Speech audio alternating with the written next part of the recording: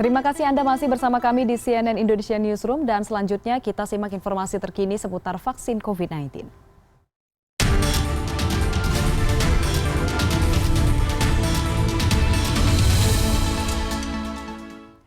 Vaksin COVID-19 kembali tiba di tanah air pada Jumat siang melalui Bandara Soekarno-Hatta, Tangerang, Banten. Inilah kedatangan vaksin tahap ke-10 di Indonesia.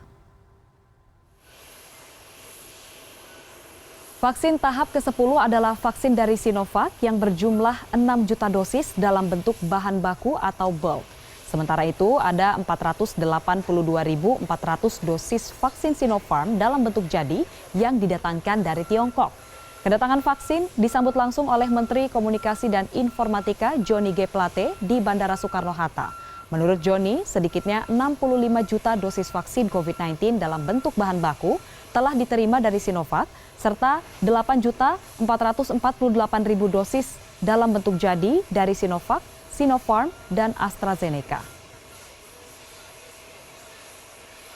Telah tiba vaksin COVID-19 sejumlah 6 juta dosis dalam bentuk bahan baku atau bulk yang berasal dari Sinovac Biotech Ltd dan sejumlah 482.400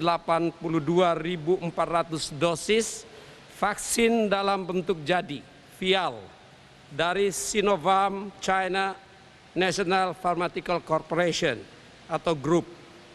Dengan kedatangan vaksin tahap ke-10 ini, maka kita sudah menerima sejumlah 65.500.000 dosis vaksin dalam bentuk bahan baku atau bulk dari Sinovac dan 8.448.000 dosis vaksin dalam bentuk jadi atau finished product dari Sinovac, Sinopharm, dan COVAX Gavi Facility AstraZeneca. Ya, terkait hal ini, Badan Pengawas Obat dan Makanan resmi mengeluarkan izin penggunaan darurat atau Emergency Use Authorization untuk vaksin Sinopharm. Vaksin produksi Tiongkok ini akan digunakan untuk vaksin gotong royong. Kepala Badan POM, Penny Lukito, menyerahkan izin penggunaan darurat atau Emergency Use Authorization vaksin Sinopharm kepada Direktur PT Kimia Farma, Ferdi Budidarmo, sebagai distributor di Jakarta Jumat pagi. Penny menyebut Badan POM sudah melakukan evaluasi keamanan, khasiat, dan juga mutu terhadap vaksin Sinopharm yang diproduksi oleh Beijing Bioinstitute Biological Products.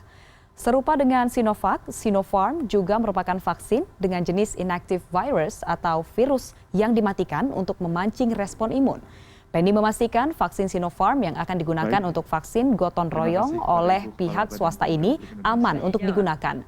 Dari uji klinis diketahui persentase efek samping seperti sakit di bagian yang disuntik, pusing, dan diare sangat kecil, yakni hanya sebesar 0,01%. Studi klinik fase 3 yang telah dilakukan di Uni Emirat Arab ya, dan beberapa negara lain ya, dari dengan subjek sekitar 42.000 menunjukkan efikasi vaksin sebesar 78% dan pengukuran imunogenisitasnya setelah 14 hari penyuntikan dosis kedua atau zero positive rate persentase subjek yang terbentuk antibodinya.